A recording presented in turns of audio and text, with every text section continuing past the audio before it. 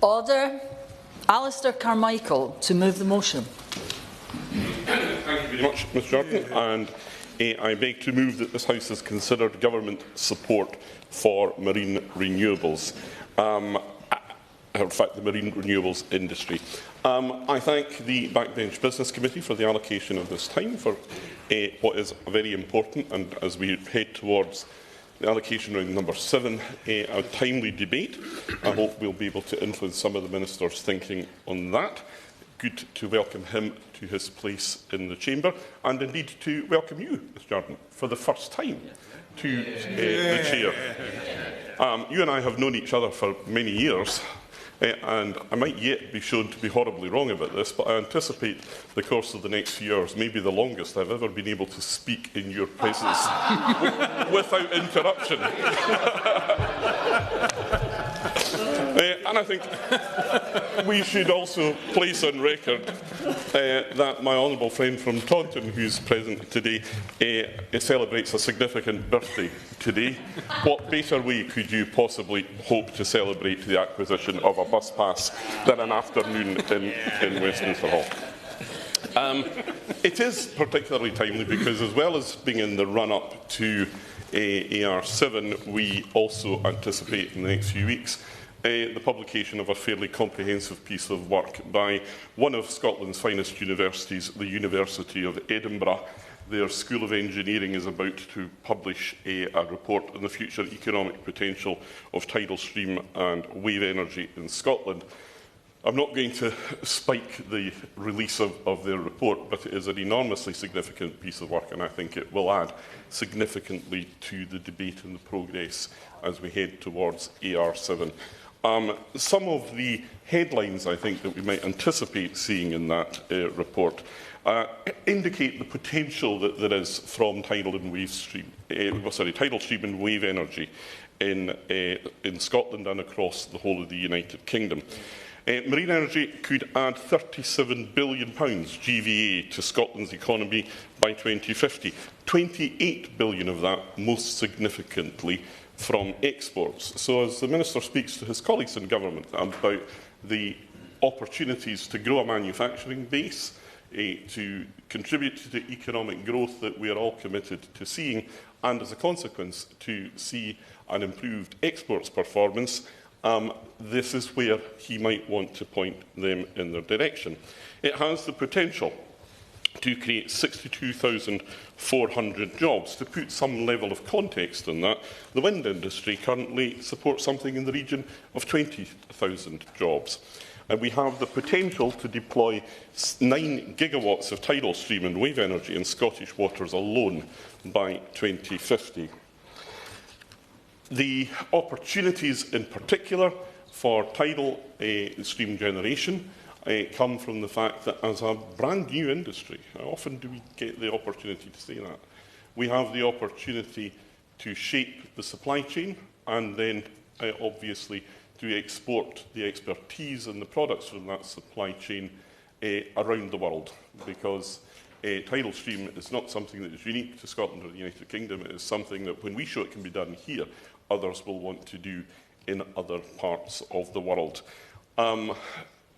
Current devices that are in the water have produced UK supply chain input in the region of 80%. And there aren't many technologies, I would suggest, that are in the position to make that particular boast.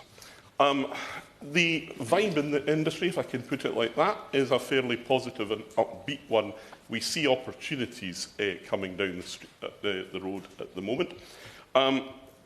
But this overnight success has been at least 20 years in the making. It has been a long march, and its progress, as we know, is never linear. Sometimes we've had false dawns, disappointments, but I think the thing that has been demonstrated beyond any measure of doubt in the last few years is that obvious and visible demonstrations of government support make a real difference in getting this industry towards the point of commercialisation and the opportunities that that will bring with it.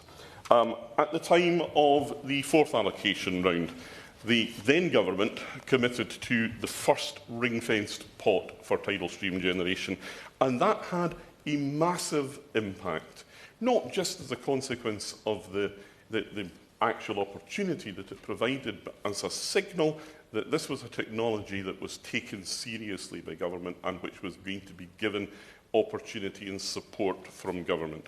And it is that series of signals that I think we now need to look towards, because although we have made significant progress thus far, we're not yet at the point of commercialisation. We do need, though, to do a little bit more in order to get there happily. Thank you. Thank you, Mr. Gentleman, for giving way. Do you agree with me that the government needs to give leadership and clarity to the tidal sector, including explaining whether the criteria for well-developed tidal range proposals published by the last government are being taken forward by this current government, so that projects like the Wyre Tidal Barrage in my constituency of Blackpool North and Fleetwood will be better informed when going forward with their proposals?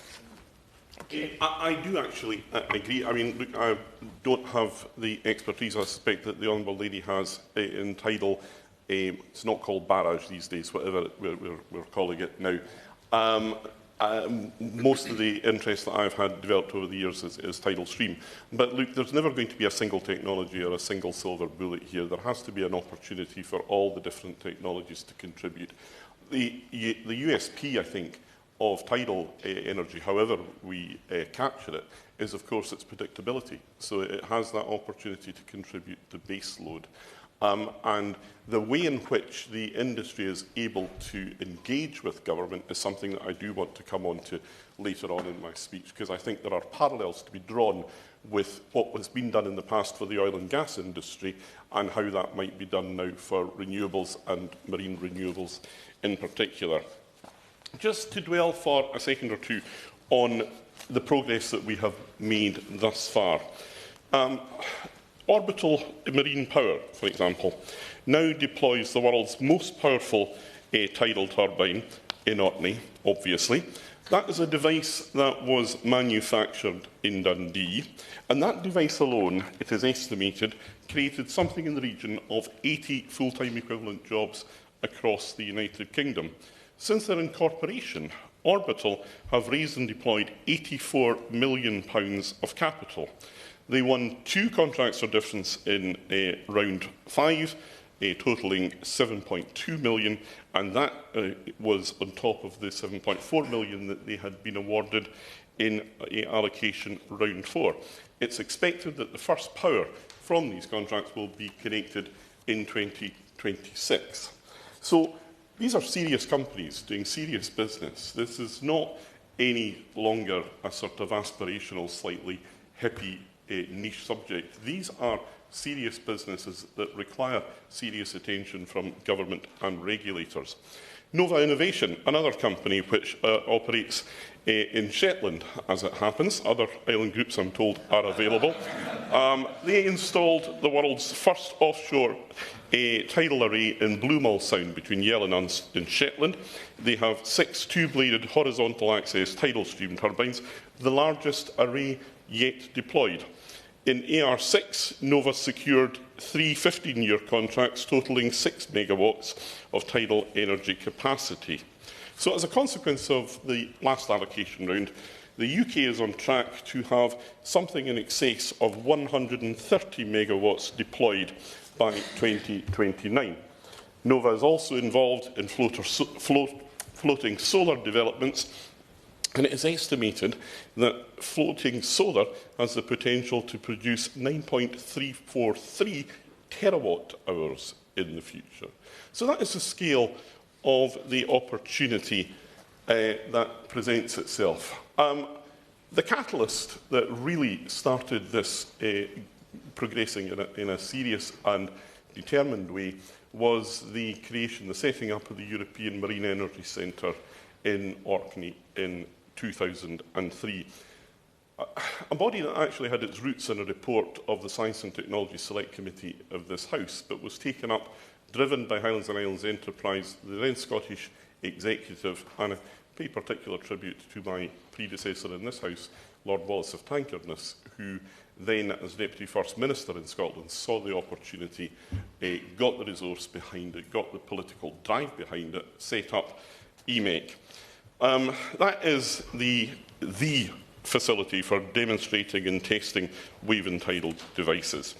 EMEC's operations since 2003 have contributed £370 million GVA to the UK economy. And I would say that the fact that EMEC has been the success that it has is due in no small measure to Neil Kermode, who since 2005 has been the director of EMEC. I'm not going to turn round because he is in the gallery and I know he's just staring daggers at me for pulling him out. But the contribution that Neil Kermode has made to the success of that institution is something that cannot be underestimated. And it does show just the difference that one person in the right place and at the right time can make. The other institution which is a significant driver of progress in Orkney is Heriot-Watt University's campus there, the International Centre for Island Technologies. In recent years, their postgraduate top courses in renewables have grown a skill base at that postgraduate level, which has been an important part of driving then the progress that we have seen. You can't make the progress that these companies get, and all the investment that you like it will only take you so far if you've not got the people who are capable of using it and developing it. In 2019, however, the Scottish Funding Council grant scheme that had supported the tuition for these postgraduate top courses ended, and that has precipitated a fall in student numbers. It is something that is principally within the remit of the Scottish Government, but I do want to just put it on the Minister's radar at the moment, because I think if the achieving of development and deployment goals is part of UK Government policy, then there must surely be a means of finding UK Government money to go into this, because whether it's by sponsorship of places or whatever it's going to be, the cost over a 5-year period of 20 students a year at £9,200 each would be £920,000 over 5 years. And now, when you put that in the context of the numbers that we've already spoken about, the potential that this sector adds to the UK economy, it looks like if we don't make that investment now, then we will be penny wise but pound foolish. So the key asks that I make of the Government today, and these are asks that come from me as co-chair of the All-Party Parliamentary Group on Marine Renewables, and in consultation with the Marine Energy Council, with Scottish Renewables UK. The most important thing, I think, as we head towards allocation round 7 is an increase in the ring-fence budget for marine energy. The last 3 consecutive ring fences for tidal stream through CFD have delivered an unprecedented deployment pipeline. The last round saw a fall in the contracted amount at a point where we really needed to build the momentum for the sector. And there is, I am told by those in the industry, sufficient eligible capacity to ensure that there would be competition for a ring fence set at that level. Scottish Renewables and the Marine Energy Council believe that the UK Government should set a £30 million ring fence for tidal and a £5 million ring fence for wave energy in this year's round, a round that they incidentally described to me as being crucial. We also look to the Government to enable support for marine energy through GB Energy and the National Wealth Fund. High capital costs and unconventional risk profiles are currently hindering some of the progress to secure adequate finance for a move towards that large-scale commercial construction. GB Energy and the National Wealth Fund could accelerate deployment of and embed UK content in marine energy projects. They could provide finance under commercial terms for viable projects that have secured a CFD. So it's not asking them to make a particularly risky investment, but it would allow them to bring to final investment decision and thus construction some of these projects in this parliamentary term. The third ask is to provide a voice for marine energy with a marine energy task force, and this comes to the point I made in answer to the Honourable Lady from Blackpool earlier on. So, in addition to supporting investment, both the Scottish and UK governments do have that important role, and again it's about sending signals. That role in bringing key stakeholders together. Scottish Renewables and the Marine Energy Council believe that the UK government should establish this energy task force to develop a strategic roadmap to tackle barriers to deployment, secure investment, increase innovation funding, and to deliver value for money. I remember when I was in government, we had for the oil and gas industry a body set up called Pilot, and Pilot was essentially the forum in which all the various majors and any production interests in the UK continental shelf were able to sit down and inform government with regard to the progress of their industry, where the strengths, weaknesses, the opportunities and threats were coming, and they were able to do it in a formal body, so there was a degree of transparency associated with it. If Pilot could be set up for the oil and gas industry in the past, then I would suggest that a Pilot today or similar body for marine renewables would be something that would be a particularly positive development. Again, it's about sending signals to markets that give them the confidence to make the necessary investment.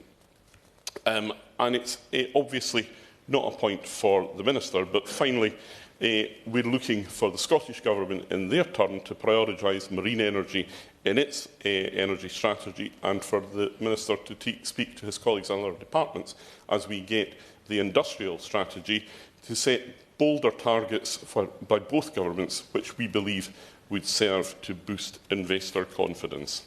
So these asks, Ms Jardine, are not ones that are going to come with particularly large price tags attached to them. The CFD levels would of course be a significant increase, but that's money that's already there and accounted for. Everything else is essentially about sending signals, and we know, and we saw at the time of the creation of the first ring fence in AR4, that sending these signals can be enormously significant as a catalyst for investment. There are just a couple of issues then that I do want to put on the Minister's radar. They don't necessarily come to his portfolio, but I know that ministers talk to each other. First of all, as the deployment of marine renewables and then offshore wind continue to develop apace, there has to be some mechanism for holding the ring between renewables and other users of the sea and the seabed. So the Minister, I think, knows that I have big concerns about the role that's been given to the Crown Estate Commission as owners of the seabed. I would like to think that the Crown Estate Commission would be a body that could hold the ring because they own the seabed and they licence the use of it, but experience tells me that that doesn't always quite work out like that. And if we now give the powers to the Crown Estate Commission that is anticipated in the bill that's going through this House, while retaining the obligation on them as a primary duty to maximise return to the estate, then there could be an issue there. And to be successful, we've got to be able to bring island and coastal communities along with us. Otherwise, this becomes one other thing that is done to these communities rather than something in which they feel they have a role. My final point is that if we're going to deploy more resource at sea, and obviously I think we should, we've got to take the question of cable security seriously. We have to look at what's happened just before Christmas when the Russian ghost fleet, so-called, cut the cable going into the south end of Finland there. We know that Russia has had some activity in the UK continental shelf, which we believe to be malign. So let's get ahead of the game. Let's take that seriously. There are also the prevalence and the the placing of cables on the seabed is something that's only going to become greater and more significant. I met X-Link recently, who are bringing a significant amount of solar power energy from Morocco to the United Kingdom in a subsea cable. Now, they're burying their cable as they go, but you know, these are the points where you realise that with every opportunity there is a threat. We've got to take the threat seriously. It's not within his purview, but at the end of the day, that has got to be part of the way that we approach the outcomes. So, Mr Chairman, thank you for the opportunity to bring these concerns to the House. Thank you also to the good number of other colleagues who have stayed here on a Thursday afternoon. I appreciate their commitment, and I hope that it's something that will bear fruit. Bob, if they wish to be called in a debate. And the question is that this House has considered government support for the marine renewables industry. Tracy Gilbert. Thank you, Madam Chair. And it's a pleasure to serve under your chairship. And can I congratulate my right honourable friend, the member for Orkney and Shetland, for securing this important debate. Madam Chair, I would like to begin by talking about the exciting link between Edinburgh North and Leith constituency and Orkney and Shetland. Nova Innovation, based in Leith, has a very simple mission, and that is to be a global leader in marine energy, delivering clean, predictable energy across the world. In 2016, Nova Innovation installed the world's first offshore tidal array in Blue Mull Sound, in my right honourable friend's constituency.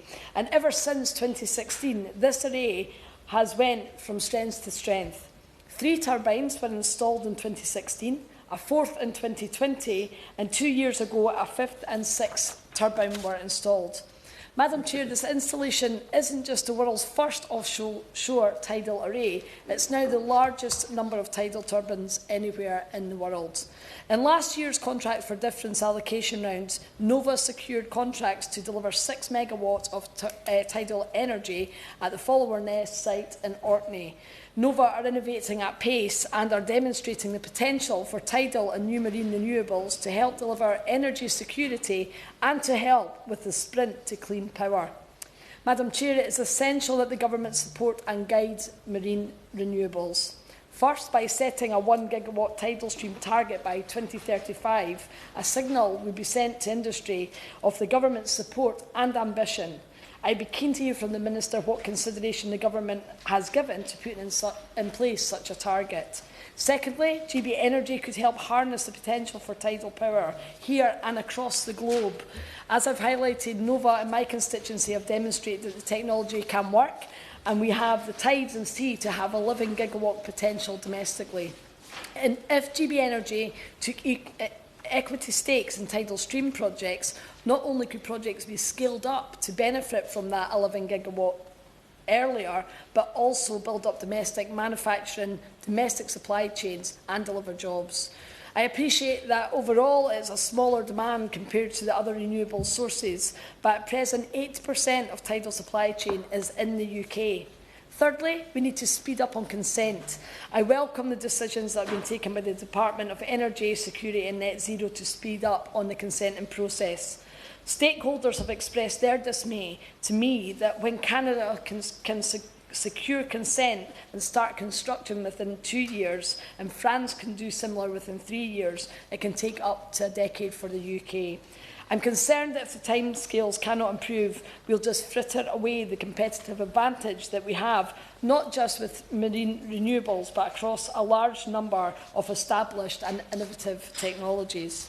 I appreciate that in Scotland, consenting has devolved. The Minister knows that I've raised this unacceptable long consent decision with the Energy Consent Unit and Marine Scotland, and would welcome an update on the recent discussions he has had with the Scottish Ministers on consenting.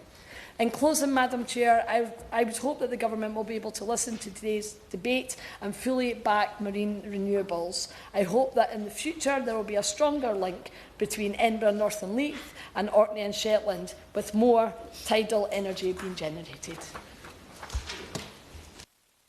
Thank you, Ms Jardine, and it is an honour to serve under your chairmanship. I would like to begin by thanking the Honourable Member for Orkney and Shetland for securing this debate. As the Member for South Devon, I'm proud to represent a constituency with a long and rich history of maritime activity.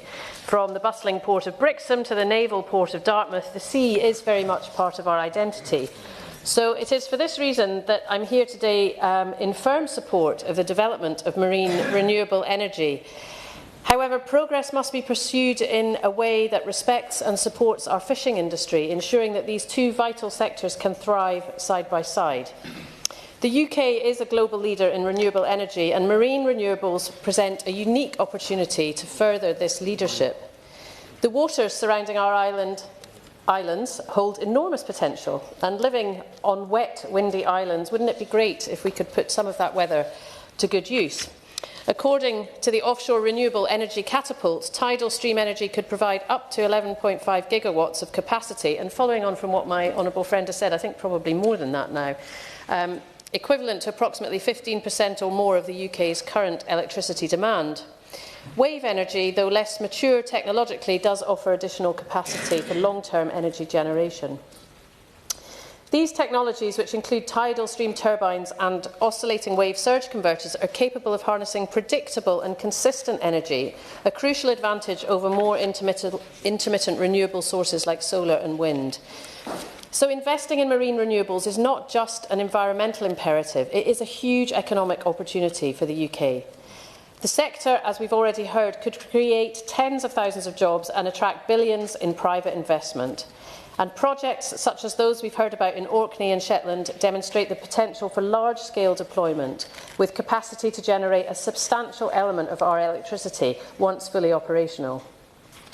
The integration of marine renewables into our energy mix will not only diversify supply, but also enhance our grid stability through predictable energy output. And the economic benefits obviously extend way beyond energy production. The sector could contribute billions to the UK economy annually, with supply chain opportunities for our coastal communities and the manufacturing sector alike. But as we pursue this promising future, we must not lose sight of the vital role that our fishing industry plays. Brixham, one of the UK's most productive fishing ports, landed a record-breaking £43.6 million worth of seafood last year. And this isn't just an economic statistic, it obviously represents the hard work of the fishing community and their contribution to our food security.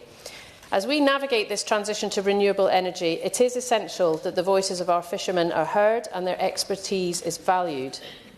Marine renewable energy projects must be carefully planned to avoid disrupting fishing grounds and marine ecosystems. This requires advanced spatial planning tools, such as geographic information systems, to identify suitable sites for development that minimise conflict with established fishing zones and sensitive habitats. And consultation with the fishing community must be a fundamental part of the development process, not an afterthought. Fishermen know the waters better than anyone and can provide invaluable insights into where installations can coexist happily with fishing activities. With good collaboration, we can ensure that marine renewables are located in areas that minimise conflict and maximise benefit. And this approach is not just a matter of fairness, it is also a matter of practicality. Energy security and food security are two sides of the same coin. As we strive to achieve net zero and reduce our reliance on fossil fuels, we must also ensure that we are protecting our ability to feed the nation. The sea can provide both energy and food, but only if we manage it wisely and sustainably. It is worth noting that the development of marine renewables can also enhance marine biodiversity if designed thoughtfully, creating artificial reefs and habitats that benefit marine life. However, I must express some concern regarding the lack of clear governmental targets for marine renewables. Neither the previous government nor the current government has set yet any specific targets for the installation of wave or tidal energy. And while the government has committed to achieving at least 95% low-carbon generation by 2030, the December 2024 Clean Power Action Plan fails to set explicit goals for marine renewables. Instead, it relegates them to a potential long-term role in decarbonisation objectives. I believe this lack of ambition is a missed opportunity to capitalise on the UK's vast marine resources and risks leaving us behind in the global race for renewable energy innovation. As an island nation, where the one thing we can rely on is the tide coming in and going out day after day, we really should be doing more to capitalise on it, and it seems more logical than shipping in solar energy from Morocco. However, I would say if we could ship in sunshine from Morocco, I'd be really up for that. I urge the government to rectify this oversight by setting binding targets for the deployment of wave and tidal energy. Doing so would provide clarity and confidence for investors and developers, fostering rapid growth in this critical sector. Moreover, it would align marine renewables with the broader decarbonisation agenda, ensuring they contribute meaningfully to our energy transition. I also call on the government to provide long-term funding for research and development, such as the UK's £20 million ring-fence budget for tidal stream innovation, and streamline the regulatory process to accelerate deployment. The government must create a supportive framework for private investment through mechanisms like contracts for difference to ensure market confidence, with a ring-fence budget for tidal and wave. At the same time, the government must commit to robust engagement with the fishing industry, ensuring that their livelihoods are not sacrificed in the name of progress. There is room for everyone in this endeavour, but only if we take the time to plan and act responsibly. In closing, Mr Chairman, could I just add my voice to the debate? Marine renewable energy offers a bright and sustainable future for our coastal communities and the nation as a whole. So let us seize this brilliant opportunity, but let us do so with care, collaboration and respect for all of those who depend on the sea. Thank you.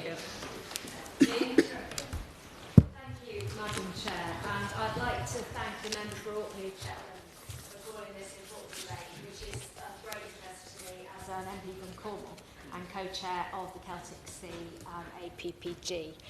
I think I will probably replicate some of the points that have been made, but I think it's obviously telling that we're all here calling for very similar things. So I will talk a little bit more about some of the asks that the industry would have. Cornwall, of course, is ideally placed to play a leading role in the development of the marine renewables industries.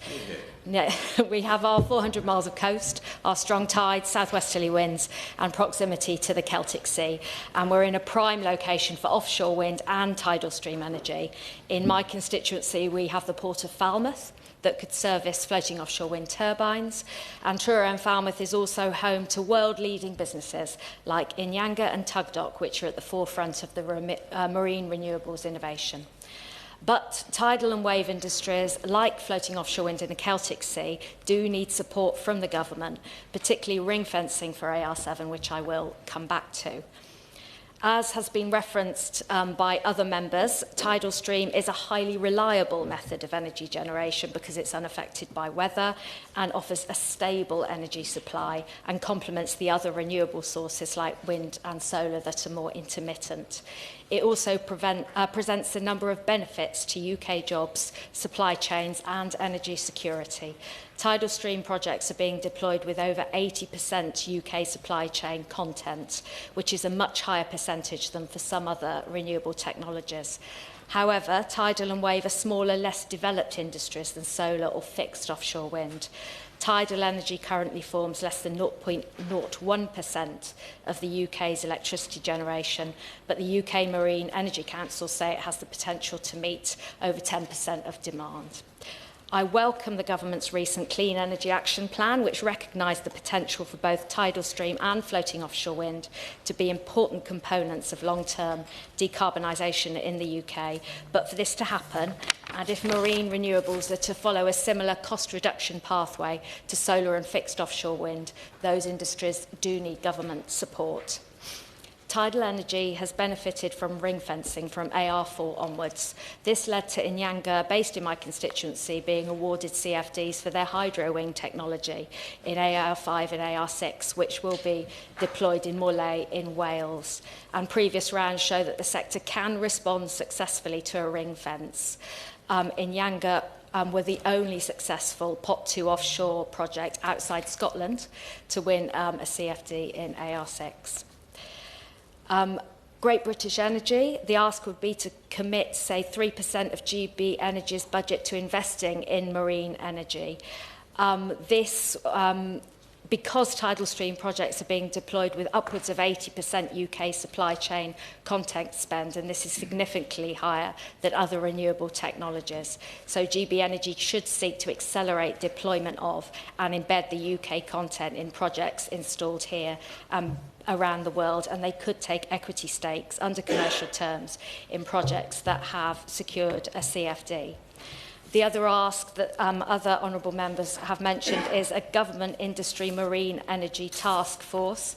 The purpose of that task force would be to bring together key players from government, industry, regulatory and other relevant organisations to enable marine energy development, the embedding of that UK content in projects deployed here and around the world to support the government's ambition to make the UK a clean energy superpower. Of course, that kind of master plan and leadership is something I have been pushing for floating offshore wind as well.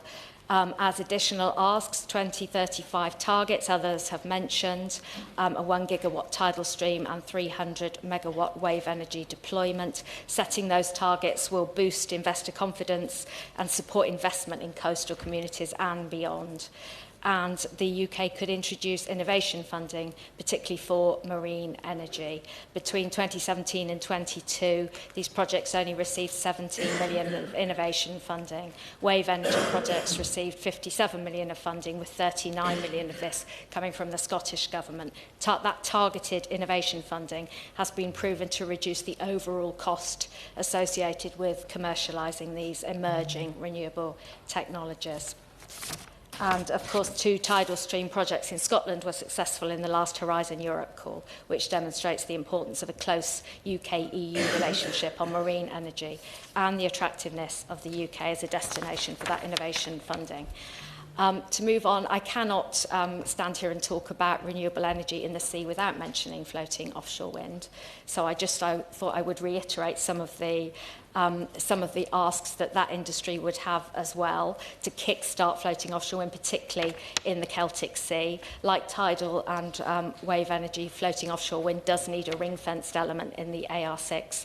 The one-size-fits-all route is disadvantaging the Celtic Sea due to the comparative lack of port infrastructure skills and that wider supply chain support, because we are a virgin area, and like Scotland, we haven't had oil and gas before, so we're starting from scratch. We need technological and geographical ring fencing, CFDs for the test and demo sites in the Celtic Sea, and support for those stepping stone projects like Twin Hub, which has a CFD but is facing the challenge of developing that supply chain and the cost of the CFD, which is now out of date. That 1.8 billion ports fund could now be distributed quickly and a multi-port strategy developed, allowing ports across the region, like Falmouth in my constituency, to work together to prepare for and benefit from the opportunities that floating offshore wind presents. And of course, we've had the Crown Estate Bill go through the House recently. Those option fees could maybe be diverted to local supply chain building, for example. But as well as all that, outside the industry, other members have mentioned that we do need that strategy for the ocean as a whole. It's crucial that we have a long-term marine spatial strategy, so everything in the ocean has its place, so that we balance energy generation with important industries like fishing and with protecting the natural environment. Creating clear frameworks for each sector would give certainty to developers, which would help speed up the deployment of these renewables projects, and this coordination would involve linking existing plans such as the Crown Estate's Whole of the Seabed Programme, Strategic Spatial Energy Plan and DEFRA's Marine Spatial Prioritisation Programme, making sure the UK harnesses the benefits of marine renewables while supporting fishing and safeguarding marine habitats. Jim Shannon. I've just very quickly written this speech in the time of the other speakers, so if it's a bit general, what we say, it'll be because of the haste, and I'm thanking the Lord. I just read it twice there, so I can now read my writing and try to decipher. First of all, can I just say a big thank you to the honourable member for Shetland and Orkney. I've said it before, but I really do mean it. He brings many issues to Westminster Hall and the Chamber, always with calmness which is quite a talent, and make sure that it's a subject matter which all of us here from the Gaelic nations, like myself from Northern Ireland, subject matters we can right away have interest in. And I really have a big interest in this one here, but for all the time I've been an MP, way back in 2010, I had always been aware that Strangford Lough and the Strangford Lough constituency that I represent, and the constituency that I represent, has a potential for tidal energy, green energy provision. It really has. With a pilot scheme there so many years ago, it was probably the wrong time, simply because I believe that the price of energy generated by that pilot scheme was just too expensive. But today things have moved on, and what was not possible way back then is possible now. So it is something that I wanted to speak on. And the Honourable Lady, forgive me, just in front of me, our constituency, I apologise for... South Devon. She mentioned fishing. I want to reflect on that as well, because I'm a great believer, Madam Chair, that when we move forward, we have to bring everybody with us if we can, as much as possible, of course, in this world that we live in, where it may not be possible. But anyway, I want to talk about a scheme that Queen's University in Belfast are doing, their marine development in Portaferry, and refer to that and what's happening. Exciting stuff happening, Madam Chair, and it reinforces, I think, what the Right Honourable Member for Shetland and Orkney put forward as his ideas. Strangford is currently being used as a test site for groundbreaking marine energy projects, and it's something that I'd hoped for many years ago to bring forward. Just for the record, I haven't brought it forward. I've been a supporter of bringing it forward, but it's been great to see it and today be able to tell people about it. The EORPC Ireland and Queen's University have announced the successful deployment and commencement of a testing of a new generation of marine hydrokinetic turbines on the Strangford Lough tidal test site. It is, I believe, groundbreaking. It is, I believe, a visionary in where we go, and I think it's something that I'm particularly pleased to see. This is a significant milestone for ORPC, as the first time that the company have generated electricity from one of its turbines outside of North America. That's where the innovation and where the excitement comes from. After 17 previous deployments in America and the USA. So we are on the front line of the first one of that company in Strangford Lough, in the United Kingdom of Great Britain and Northern Ireland together. It is part of the deployment of the X-Flow project led by Queen's University, which also includes applied renewable research and Shell Tech as well. Marine renewable programmes are industry partners and is supported by the Green Innovation Challenge Fund. That fund is led by the Centre for Advanced Sustainable Energy, CASE, delivery, and is delivered in partnerships. Again, how it all works, partnerships. Partnership is with DETI, in the Department of Enterprise, Trade and Industry in Northern Ireland at the Assembly. Again, something I pushed in my time as an Assembly member before, but more so, I have to say, as an MP here, working in conjunction with the Assembly back home. The purpose of this deployment in Strangford Lough is to collect data on the turbine performances in a real tidal environment, building a laboratory. Testing undertaken earlier this year by, I'm not going to try to pronounce this, it's very, I can speak, if I can speak Italian, it never sounds great, so I'm not going to try and speak Italian. From an Ulster Scot, speaking Italian would be a real challenge for most people. No, I'm definitely not doing it. I would be embarrassing, you know. Suffice to say that company comes from Rome in Italy, and I'll leave it at that. The European Commission funded their project. It's called the Crimson Project, but it's a real, you know, I'm a Brexiteer, it's no secret, but you know something, Europe has good things that they do, and this is one of the good things that we have to acknowledge that they do. Carmen Frost, Senior Lecturer at Queen's University Belfast, Queen's Marine Laboratory tidal test site at Strangford Lough is, in her words, a unique facility providing developers and the opportunity to deploy and monitor their technology in real tidal flows. I've had the opportunity to go out and experience that a few times as MP and also in the Assembly, and I know at one time there was a charity and you did the and you swam across Stratford Loch. I always wondered how anybody swam across Stratford Loch because the tidal flows are so extreme. You could start in Portaferry and end up well around the tip of the peninsula. But the X-Flow project will provide unique insight into the impact of turbulent flow conditions on the control of the cross-flow turbine and its blade loading. The fully instrumental turbine by ORPC will provide data for assessing the impact of turbulent flow conditions on performance, on blade loading and on control. I want to have this in record because I believe we've got an incredibly exciting project that's happening right on my doorstep. I've lived in the Arch Peninsula probably nearly all but 4 years of my life, so it's great pride to have this. This work will facilitate conditions monitoring the Queen's University Marine team, who are committed to working in collaboration with partners again. That's how it works. It's the big business along with the Queen's Universities, or the Queen's University in this case, or universities in every other case, and then along with local government. So it's great to see Queen's University leading the way, and I do look forward to some of that data being concluded. The way forward to energise the tidal flows at Stratford Loch in a way that we can all gain, and that will be for homes and for businesses across this great United Kingdom of Great Britain and Northern Ireland who are crying out for it. I want to speak very quickly. I'm conscious of others who want to speak, Madam Chair, and I should have said, Madam Chair, I welcome you to your place. Apologies for not doing that. I should have done that right away, and it's lovely to see you in your place, and well deserved as well.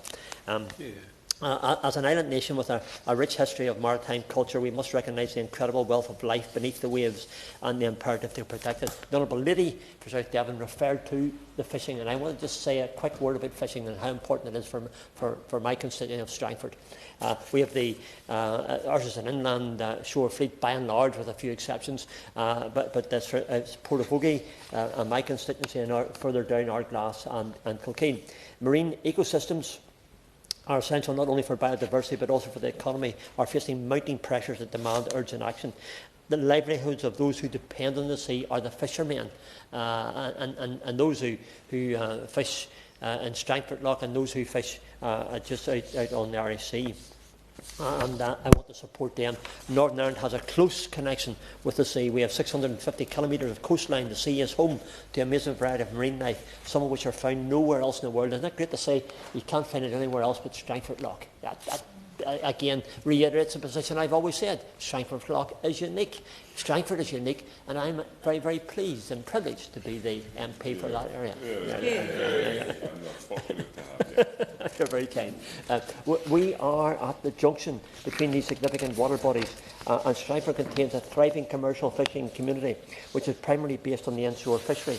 A significant number of fishermen fish out of the local fleet, and there's also an important plant processing sector tied to this inshore fishery as well, and that produces the mussels, the cockles, the whelks, the shrimps. The fishery is one of the most important in the country, and local people feel passionately about it. So they and their families have been fishing these waters for generations, and their views are deeply rooted in tradition. So the Honourable Lady put forward a case. Let's move forward with all the great technology we have, with all the energy, marine energy that we can establish and make it more green. I support that. I know some people in Northern Ireland may not have the same opinion as me, but I certainly have that, and I think it's important that we move forward. But the thing is as well, we need to protect our fishing sectors, and I would just make a special request for them in particular. So when I conclude, this requires a regulatory framework that is flexible, adaptable and responsive to changing conditions at sea. And unlike perhaps maybe land-based or conservation, where ecosystems are more static, marine ecosystems are dynamic and they can change year by year.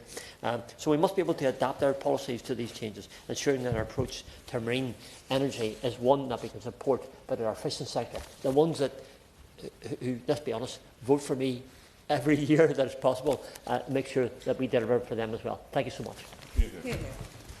Erin Moon, please. It's a pleasure to speak under your chairship, and I welcome you to your place. I congratulate the honourable member for Orkney and Shetland for securing this debate, but I also have to say, for such an important debate, It is again disappointing to see so few members from His Majesty's official opposition here to contribute. But I am encouraged that so many members from the Celtic nations of the United Kingdom are represented here today.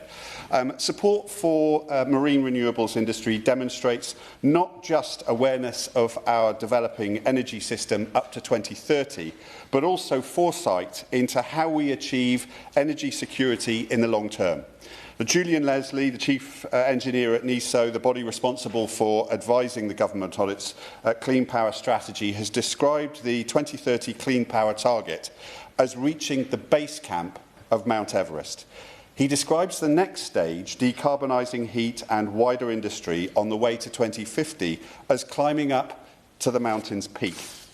What this means is that the next generation of technologies, such as tidal stream and wave energy, will need to develop and proliferate deployment at scale, and as our economy becomes increasingly reliant on electricity. According to the government's Clean Power 2030 plan, marine renewables, in particular tidal stream, will be an incredibly useful source of energy that can be deployed uncorrelated with other energy sources and therefore acting as a predictable component of our clean energy infrastructure, as has already been mentioned. I will. I thank the honourable member for giving way, and I also congratulate the honourable member from Orkney and Shetland for securing this important debate. The honourable member refers to rolling this out at scale. Indeed, the only eligible English project that has both the marine lease, environmental licence and network connection offer is in my constituency on the Isle of Wight. Does he agree that local communities must directly benefit from projects in their area, including obviously direct jobs, but other indirect benefits as well? Would he agree with that? I thank my honourable member for that intervention. Yes, I entirely agree that with a lot of these renewable opportunities, the social value is an absolutely core element of that in terms of going back into the community, potentially community ownership in part, but also in the creation of good quality, high-skilled local jobs. Now, I echo the words of my colleague and neighbour, the honourable member for Truro and Falmouth, in championing Inianga Marine Energy Group, which is based in Penryn and is developing exactly those cutting-edge technologies that we will require in the form of its hydro wing structure, which produces exceptionally high and reliable yields. I'd also like to highlight the work of offshore renewable energy Catapult's marine energy team, which focuses on tidal stream and is, I'm proud to say, based in my own constituency of Camborne, Redruth and Hale. According to the Marine Energy Council, tidal stream technology can meet, as has already been mentioned, over 10% of UK electricity demand, with the UK leading in the planned installation of over 130 megawatts in its seas by 2029. And we must show support for the commercial development of marine renewable projects such as these through greater funding from Great British Energy, as was mentioned by my honourable friend from Edinburgh North and Leith, and by ring-fencing contracts for difference funding in AR7 later this year. In the 20th century, the UK's power system was dominated by coal. In the 1990s, that system evolved in the dash for gas. We are now pivoting towards the use of offshore and onshore wind, partnered with flexible and low-carbon dispatchable power. In the last century, generations before would scarcely have been able to imagine what our energy system looks like now. I do, however, believe that marine renewables represent immense potential, which we must support today to achieve the net zero goal of tomorrow. Gideon Amos. Thank you, Ms Jordan. It's a pleasure to serve under your chairship and welcome you to your place, and congratulate my right honourable friend, Member for Orkney and Shetland, for securing what is a really important debate. I'm sure we all agree. Many people don't actually support renewables, so I guess they're not here today. But you do occasionally hear them in the chamber, and they say things like, "Oh, well, you know, what are you going to do when the wind doesn't blow and the sun doesn't shine?" Well, the answer is when you look out to sea, the tide rises and falls twice a day, every day, 365 days a year. So we can build a future on renewable energy, and we must do that if we're going to achieve net zero and protect our planet. Ms Jardine. The Celtic Sea has massive opportunities. I'm going to tell you about the maritime importance of Taunton in the middle of Somerset, which is something you may not have been expecting. But it is the headquarters of the UK Hydrographic Office. What was the Admiralty Charts? Admiralty Charts are famed throughout the world for being the biggest mapping system of any of the ocean floor around the world. It is the world leader, and it is used by navies and merchant navies around the world. And no one's quite sure why it came to Taunton in Somerset, except possibly that it's as far as possible one could get from the coast, so that one story is that enemy bombers would find it harder to come and find it. But we're very proud of that link, and of course we are only a few miles from the coast to the north and the south in both cases. And we're, of course, an important regional centre as the county town of Somerset. It was the site that we hosted under the previous Labour government. The regional assembly was in Taunton. The government office for the South West was in Taunton, because we have that equidistant position in the Greater South West region, and excellent transport links. 99 minutes to the heart of London in Paddington, 30 minutes in either direction to the heart of Bristol, the heart of Exeter. And of course, therefore, for all those reasons, makes it the ideal location for the South West office of Great British Energy, Mr. Ellis, which I imagine... Well done. I'm almost certain the Minister in this summing up will be announcing that. But seriously, it is an excellent location for regional centres, and Taunton would be an ideal place to host many of the headquarters of the companies which are involved in the offshore industry. Now, of course, offshore in the Celtic Sea, we have the 4.5 gigawatts of offshore wind that's very welcome being announced, and I think sometimes people underestimate the scale of that. You know, the way I always translate it is 4.5 nuclear reactors, 4.5 nuclear power stations we're building in the Celtic Sea, and hopefully they won't take the 20, 30 years that Hinkley seems to be taking. So, and generating that clean energy is vitally important. But as well as offshore wind, I do just want to put in a word for not only tidal stream, which my right honourable friend has talked about eloquently, and so have others, members for Cornwall, have talked about, which is vitally important. We need energy from all these sources, but tidal range is vitally important as well, and does generate, project for project, hundreds of times more electricity, as shown in northern France with La Rance, Saint-Malo, which is built by de Gaulle and still generating around 60 megawatts of energy at northern France. I was privileged to, when I was working for the government in the inspectorate, to lead the lead inspector on the Swansea Tidal Lagoon, which got its consent.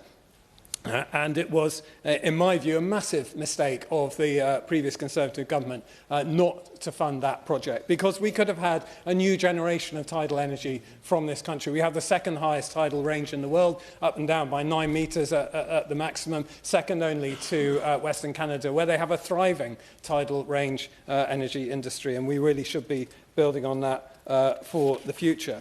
So all these opportunities, tidal range, tidal stream, offshore wind, do bring big opportunities to the southwest of England. And whilst I recognise that colleagues, members in Cornwall may be at the sharper end of the Celtic Sea than us in Taunton, we do have, there are important benefits, I think, for the whole southwest in terms of upskilling, investment in skills training, the construction industry. The Great Southwest, the Regional Development Agency, has identified energy as a key driver of the southwest economy. And support and government support for skills, training and research projects could be absolutely crucial to the economy of the whole South West, and particularly my part of Somerset, with University Centre Somerset in my constituency and the UK Hydrographic Office working together. There could be some really exciting projects and looking at horizon funding as well as skills investment. And I hope the government would support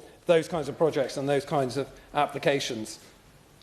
But as well as getting support for skills training and research, we need to, as other honourable members have said, bring the community with us. And that means we need a lot more thought and attention to the compensation and the community support from these projects.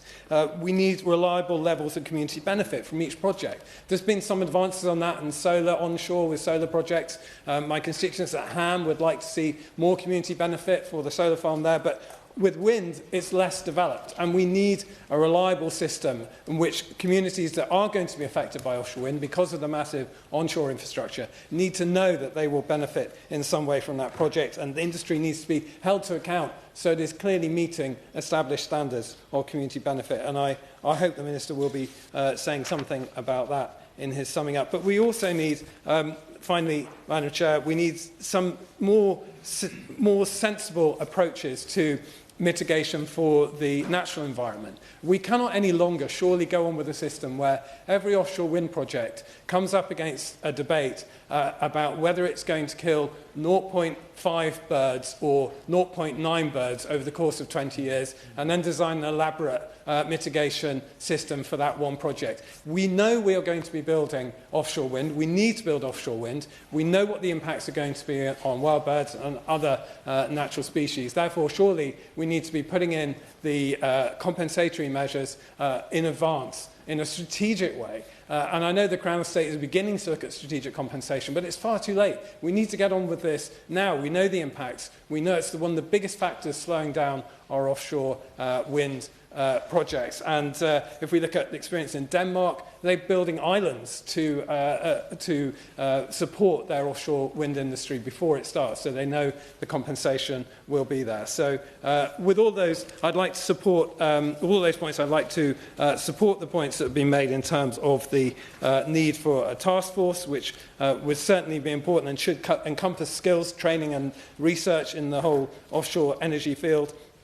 And I'd urge the government to recognise the regional powerhouse that the South West can be in and is in renewable energy. We have 6 energy NSIPs, DCOs, nationally significant infrastructure projects across Devon, Somerset and Wiltshire, for example. And it's a vitally important part of the UK economy, and Taunton lies right at the heart of it. Liz Saville-Roberts. And could I welcome you to your first chairmanship role here, and also to congratulate the Right Honourable Member for Orkney and Shetland for securing this debate. And of course, with a wind-lashed coastline stretching for a grand total of 1,680 miles, Wales has an abundance of marine energy potential. Growing sector is already contributing significant sums to the Welsh economy. Last financial year, the marine renewable energy sector delivered £29.9 million to the Welsh economy and currently sustains 429 full-time jobs. We would like that to be way more jobs than that, please. Tidal Stream is the largest contributor to the sector at present, and developers are set to deliver 28 megawatts worth of development by 2028. This number expected to grow with each annual auction round. And in future, it's estimated Wales has the potential to generate up to 6 gigawatts worth of wave and tidal stream energy. Development and installation of 1 gigawatts alone, and I mentioned jobs earlier, 1 gigawatts alone of those 6 could support 440 full-time jobs during generation, and those in communities presently suffering deprivation. I think that is a theme for many of the members of Parliament from what you might call the Celtic fringe, but this is what really matters to us. We have such potential to generate more energy for the United Kingdom in its entirety, to generate energy security, but at the same time, this can be a real levelling up prospect for communities which have otherwise suffered in low-wage economies. I could mention Holyhead, I could mention my own community of Dwyfo Meirionydd, I could also mention Milford Haven, particularly in Wales, and we should be planning ahead looking at the futures of those communities, particularly somewhere like Milford Haven, which of course is so dependent on fossil fuel at present. Wales, therefore, clearly poised to play a leading role in marine renewables. However, the sector is still in an early stages of development and needs government support so it can truly flourish. Welsh Government has recently announced strategic resource areas for tidal stream, and I welcome this, a form of marine planning to designate the future availability of these areas for potential tidal stream energy projects, although, of course, in Wales, just as elsewhere, it's important to work with other key users of the sea, such as fishermen and also tourism considerations as well. Now, this, just with my own constituency, includes the sea off the Llŷn Peninsula, where Sunt, Entley, the Bardsey Sound, has some of the strongest tidal races in the Irish Sea. And proudly, but also sadly, Nova Innovation had a project there, but it was because of the lack of grid capacity that they eventually pulled out. And exactly, it is these problems with grid capacity that often hinders the bringing of projects to fruition in bringing their energy onshore from the sea. And just then to look, of course, to turn to Ynys Môn, and I am here, I'm speaking in place of Clínos Medi, I must say that, of course, the Member of Parliament for Ynys Môn. She is glad to be reopening one of the berths so that ferries actually of today are sailing from Holyhead, which I think is very, very good news for not just Holyhead and North Wales, but for the connections with Ireland. But we have existing tidal stream projects there, the Morlais project, and we see a potential model which addresses the problem of grid connection, which might be replicated elsewhere. Now, Morlais came about with major investment from both European Union and Welsh Government, and this is the important point, with a grid substation already developed and the environmental consents already in place. This provides an offering to tidal stream developers where there is a reduced cost and a reduced risk, which actually means that they're sure of getting their technology into the water. Will she give way? I would, of course. I thank her for giving way. I know that NISO has just put forward proposals to government of how actually address the grid queue and how that should be renewed and reviewed. Does she agree with me that we need to hear from government as soon as possible what actually the reorganisation of the grid queue would mean and which projects would be prioritised?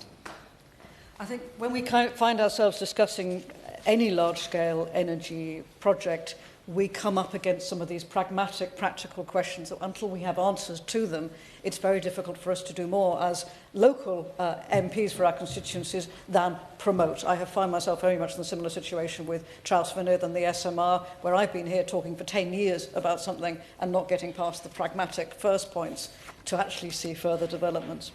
Now, but of course, what we could be using here, UK government could be using Great British Energy to invest in and develop pre-leased and consented grid-connected sites for marine energy projects in Wales and elsewhere.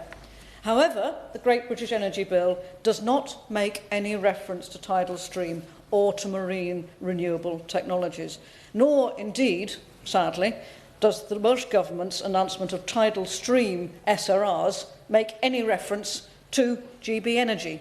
If only these things were joined up, if we actually had this co-working, which is so vaunted between Cardiff and London.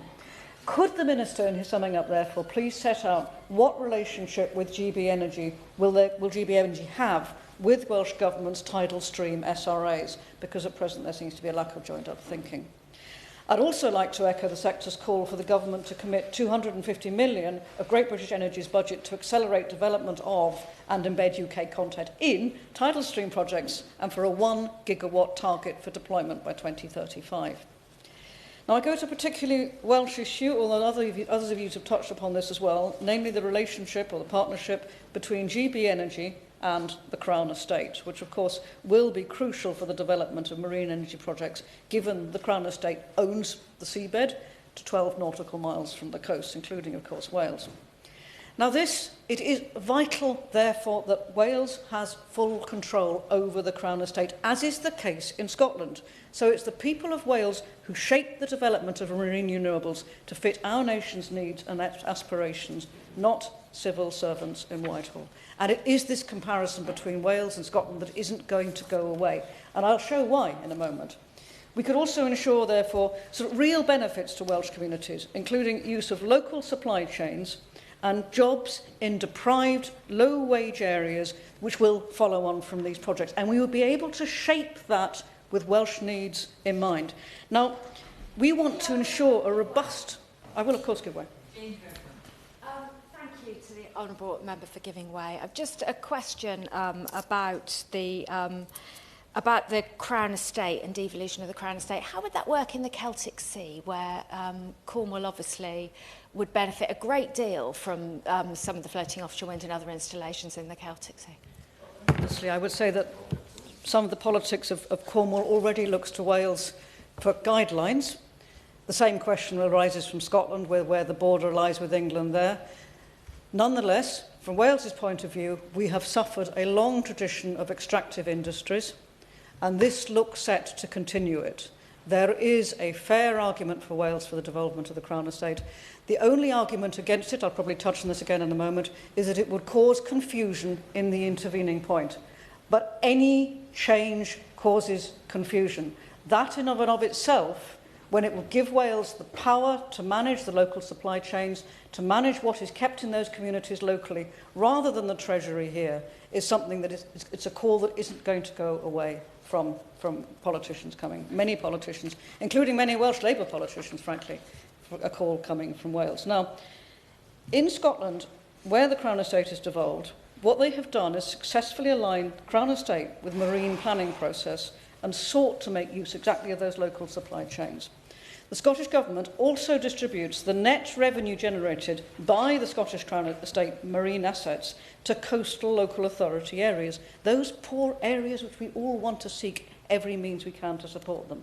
That coastal community benefit amounted to 11.1 million for those communities in 2023-2024. Why are we preventing that happening in other places? Wales should be able to do the same. Now, as I said, the Minister will no doubt say, because this is the argument we've heard before, devolution will fragment the market and deter investment. The success of the Scottish Crown Estate emphatically proves this not to be the case. Finally, I'd just like to touch upon contracts for difference auction process and the EU innovation funding. To date, the marine renewables industry has been set at 20 million, 10 million and 15 million ring-fenced in the last 3 auctions. If we want to build a renewable energy industry with high levels of UK content, this needs to be said, as the lead member of this debate has said, at a 50 million level for tidal stream and 5 million for waves. And I'm very supportive of this for this year's renewable auction. Marine Energy Wales say that without this ring fence, Welsh tidal projects will be disadvantaged, stalling momentum and undermining the benefits already delivered by sites like Morlaes. In addition to ring-fence funding domestically, we should also be maximising institutional flows of funds for the sector. Leaving the European Trading Emission Scheme has meant that the UK no longer receives the related EU Innovation Fund. Rejoining that scheme would help unlock further source of funding for marine developments. And I would finally just like to touch on, I welcome the discussion of the Marine Energy Task Force. Again, of course, skills are devolved to Wales. We need to make sure that the advantages work between Welsh Government and what is being proposed here, and that there's actually discussion on that. So to close, of course, we look at the day we've got here in London. All right, we're not going to be doing much in the way of tidal stream, perhaps in the Thames, but this is the sort of day in the winter, grey, no wind, renewables are not otherwise generating. This is the opportunity that we should be taking to bring forward further electricity supplies. Diolch yn fawr iawn. Thank you. Ryan Matthew. Thank you, Madam Deputy Chair, and thank you to my honourable friend, member for Orkney and Shetlands, and everyone actually who's spoken so far in this debate. Back in 2009, I was involved in a as yet conceptual project, a tidal project known as the Reef.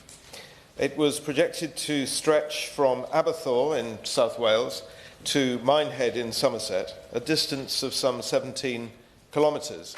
It was designed by Rupert Armstrong Evans at the behest of the University of Southampton, who asked Mr. Evans to design a scheme that would be environmentally benign and would generate significant energy for the UK. Madam Deputy Speaker, you'll be no doubt aware that the tidal difference in the Bristol Channel is the second largest in the world. The idea of a tidal barrage in the Bristol Channel is not a new one, and the location of the reef on the Aberthaw to Minehead line was first suggested in the 1930s as being the best place to generate electricity and energy from the tides in the Bristol Channel. In 2010, when the current Secretary of State for Energy, Security and Net Zero was Secretary of State for the then DEC, Department of Energy and Climate Change, he announced funding for investigations of embryonic tidal technologies. Rolls-Royce and Atkins won the contract to do the study, and their work showed that a tidal scheme on the Aberthaw to Minehead route would generate per year 30.4 terawatt-hours of electricity, significantly more than the Cardiff to Weston-super-Mare line, which was in the region of 20 terawatt-hours per annum. The Aberthaw to Minehead line has the added advantage to anyone that's visited Weston-super-Mare in the summer will know it has no mud. So unlike the latter, it has a seabed that is rock all the way across, and has greater possibilities for locking tidal caissons holding large turbines to the sea floor. The design of the reef would allow for a maximum of 2 metres head on both the incoming and outgoing tides. This would mean that fish could safely swim through the large turbines without getting hurt, which is a big factor and one of the reasons for the rejection of previous tidal schemes in the Bristol Channel. Other factors to consider are that, firstly, 30.4 terawatt-hours per annum is actually larger than the expected annual output from Hinkley C, which is 30.2 terawatt-hours. Secondly, a degree of energy storage from the reef would be possible. Thirdly, certainly.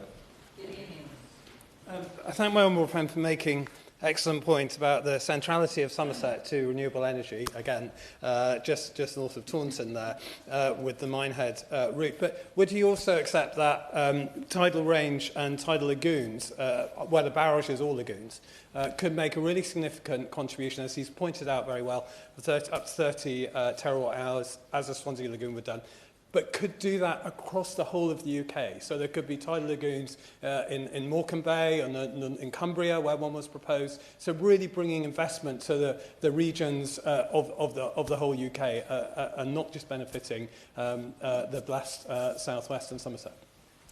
I thank the gentleman for his points, which of course are true. This is a technology that could be employed right across the United Kingdom. And its amazing coastline. To carry on, a third advantage would be with the reef that ships would be able to pass up and down the Bristol Channel via large floating lock gates. Fourthly, the project could be upgraded over its life so that it would effectively be time unlimited, even with sea level rise. A fifth point, of course, and one which could well be applied to renewable schemes across the UK, is that if the energy if the excess energy, if you like, the energy that can't be used at any one particular time by the grid could be diverted into the manufacture of synthetic fuels, that would be one way of dealing with the problem of what you do when you're generating energy and there's no call for it. So, in short, a project that I believe is well worth looking into and well worth further investigation. Thank you. Liberal Democrat spokesperson Claire Young. Thank you, Ms Jardine, and it's a pleasure to serve under your chairship. I want to start by congratulating my right honourable friend, the member for Orkney and Shetland, for securing this important debate and for his efforts to keep this on the agenda here in Parliament. I also want to reinforce the point he made about the Crown Estate Commission. As Liberal Democrats, we believe in working with communities to deliver change. The Crown Estate may own the seabed, but that doesn't mean the Commission should be allowed to ignore the needs of others who make their living from the sea, whether that's through fishing, tourism or whatever means. This was a point picked up by a number of members, in particular by my honourable friend, the member for South Devon, who spoke up powerfully for the fishing industry in Brixham. I would add that they also should not be exempt from the duty to protect nature that other public bodies have, recognising, as we do, that the nature and climate emergencies go hand in hand. Turning to the wider issue, marine renewables will help us to meet our commitments to tackle the climate crisis, the single biggest challenge facing our generation. I will give away. I think I will give away. As a fellow member of the Energy Security Net Zero Select Committee, we heard yesterday evidence or asked the Secretary of State. And he said that actually the transition to net zero is the biggest opportunity for all of us, including in the Southwest, to create the prosperity and the jobs that we need for the future. Does she agree?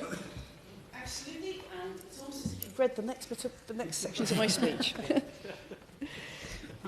Because I was just about to say, while also boosting jobs and businesses throughout the supply chain and being part of a solution to the energy crisis that has hit people hard in recent years. Sadly, we're living in the shadow of the Conservatives' failure to fully invest in renewable energy and to properly insulate our homes. The previous Conservative government rode back on its pledges to meet net zero and shamefully watered down policies aimed at reducing our carbon emissions.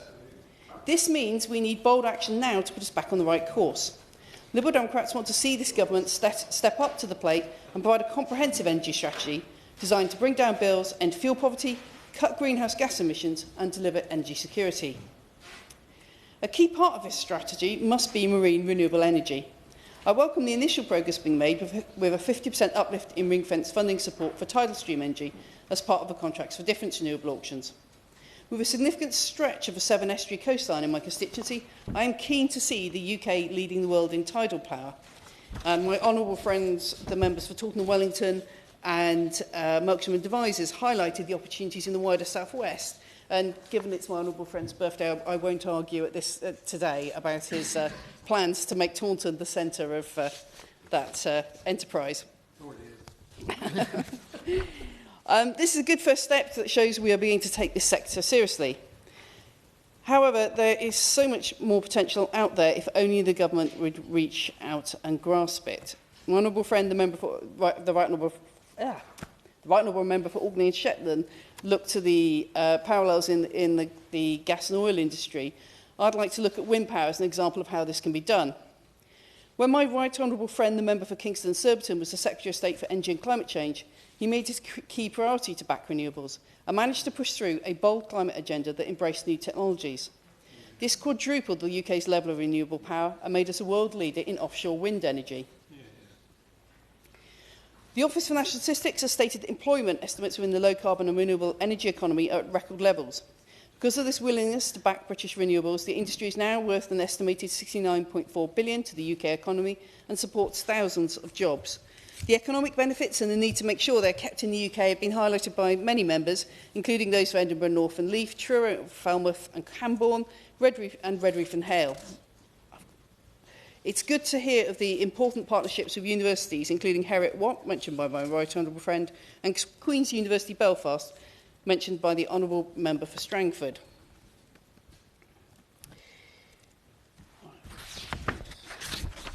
The government talks a lot about strive for economic growth, and I suggest this goes hand in hand with investing in renewable power generation. Putting a just transition front and centre allows us to not only reskill those already working in the energy industry, but also upskill people to give them new opportunities around our coasts. Our coastal areas have long felt left behind and forgotten about, as I know from talking to people in places like Severn Beach in my constituency. They now have the potential to become booming hubs of activity.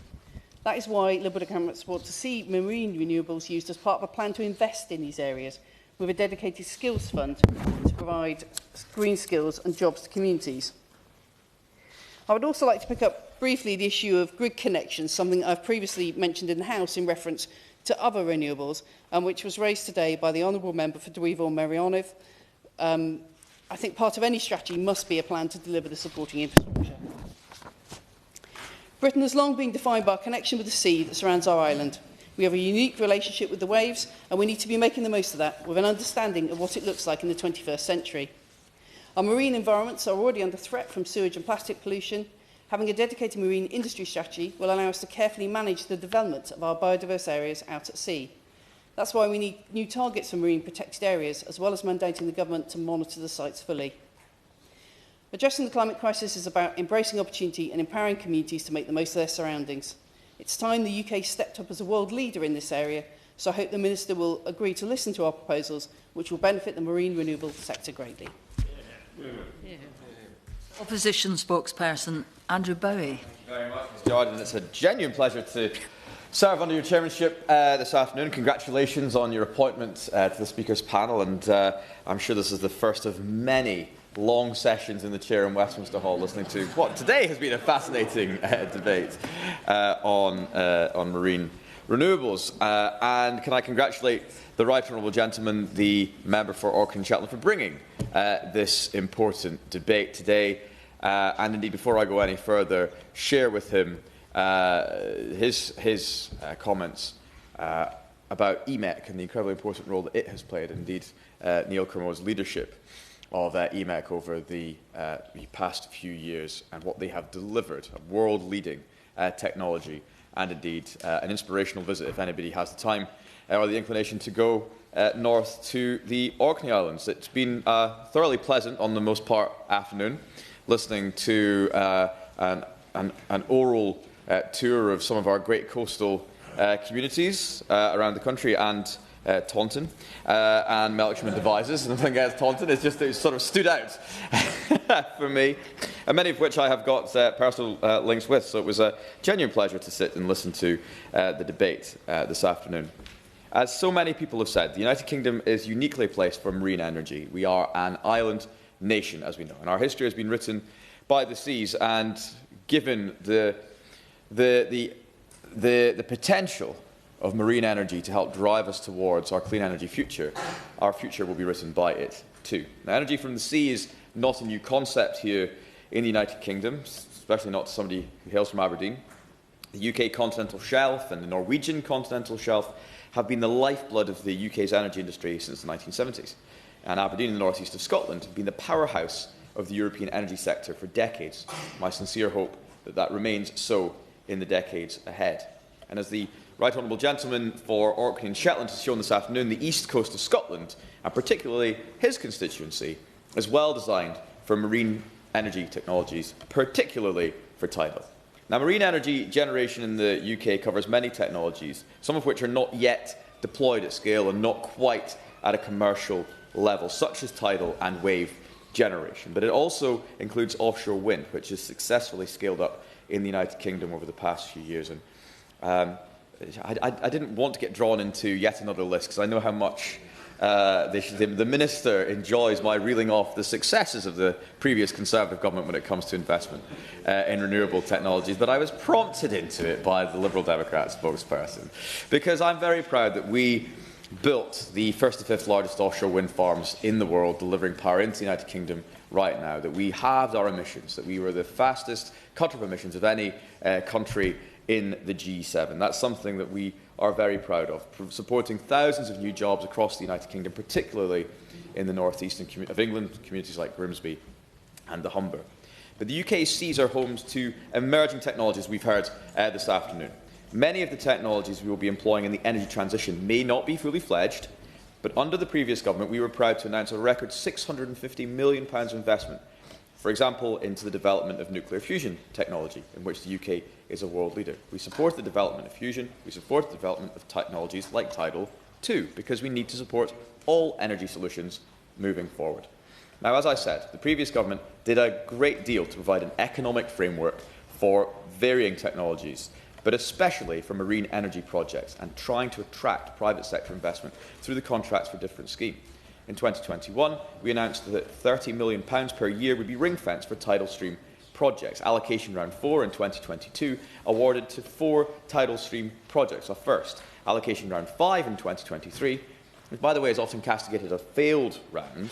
So obsessed are some people with wind at the expense of everything else, but actually, for tidal, awarded 11 projects totaling a capacity of over 50 megawatts. And Allocation Round 6, which was run under the previous government and announced by the current government, allocated 6 tidal stream projects with a total capacity of 28 megawatts. Now, for the CFD mechanism, the previous government created the conditions for new technologies like tidal to thrive. And as the Right Honourable Gentleman set out at the beginning of this debate, the world's most powerful tidal turbine was launched off the coast of the east coast of Scotland by Orbital Marine Power, an Orkney-based company constructed in Dundee. The 2-megawatt turbine capitalises on some of the strongest currents in the world. In 2024, the then Secretary of State for DLUC, the new editor of Spectator, and myself, thanks to the dogged and determined campaigning by Neil and by the Right Honourable Gentleman and indeed others, secured £3 million of new funding for EMEC and recognised the work that it is doing, in addition to having invested over £7 million between 2016 and 2022. So why bother with marine energy? That is the question that I think is posed by many, when we've got so many other technologies that we are investing in right now, be that offshore, onshore, be that the nuclear technologies that are coming on stream, solar power, and indeed everything else. Well, it's because we must. Because we need to invest in all technologies that are available to us to drive us forward into our clean future, to make us more energy independent and indeed energy insecure. But sadly, there was little mention, in fact no mention of tidal in the Clean Power 2030 document published by the government, and there is a perception, it may not be the reality, but there is a perception that tidal technology has indeed fallen through the gap. In the rush to decarbonise the energy system, the Secretary of State seems to be putting all of the eggs into 2 baskets, and it would be very good if the Minister could set out that that was indeed not the case, and indeed that this government was indeed as committed to tidal and wave power as indeed it should be. Because when the wind doesn't blow and the sun doesn't shine, wind and solar won't keep the lights on in the United Kingdom. I'd be delighted to give one. I just wonder if the Honourable Gentleman, in criticising the lack of action on tidal, could explain why his government cancelled the Swansea Tidal Lagoon. Well, the Swansea Tidal Lagoon was looked at in great detail and great depth by the previous government. It was indeed before my time in the Department for Energy Security and Net Zero that the decision was taken not to proceed with the Swansea Bay Tidal Lagoon. I am informed it was a combination of cost and a reluctance of those involved to make the case that the technology would be successful. However, if it can be presented as a viable project moving forward, of course it should be something that the current government could look at again if the cost can be brought down and indeed the technology can be proved to work, because we should be investing in things that do work and that return benefit to the taxpayer. Last week, the UK learnt the word dunkelflaute, and I pronounced that probably terribly, expressing precisely what happens when the wind doesn't blow and the sun doesn't shine. That recent cold snap illustrated just how insecure a system reliant on intermittent renewables such as solar and wind will be. So we need to invest in new baseload generation, be it gas, nuclear or tidal. And these technologies sadly get little mention in the Secretary of State's Clean Power 2030 plans. There was few words on nuclear, and there was nothing, as I said, nothing on tidal. No seeming plan for future generation which could be secured. It's clear that a wide mix of energies are going to be required to ensure our energy independence, our energy security moving forward. Offshore wind and solar are obviously essential parts of that mix, but so too will be, or at least should be, oil and gas, nuclear, large and small and micro reactors, and indeed new and emerging technologies such as wave and tidal. The developments happening here across all those technologies in this country are great. Great British and Northern Irish scientists and innovators, engineers and technicians have the opportunity, and we should support them, to build on the successes of the last decades that has seen Great Britain and Northern Ireland lead the world when it comes to investing in new energy generation. And so, to echo the sentiments of other honourable and right honourable members this afternoon, we do need some more direction and some clarity from government about where we are headed on this journey for more tidal and wave investment. We fully support the calls for a roadmap, for a task force to drive this forward and indeed to support the industry as we move ahead.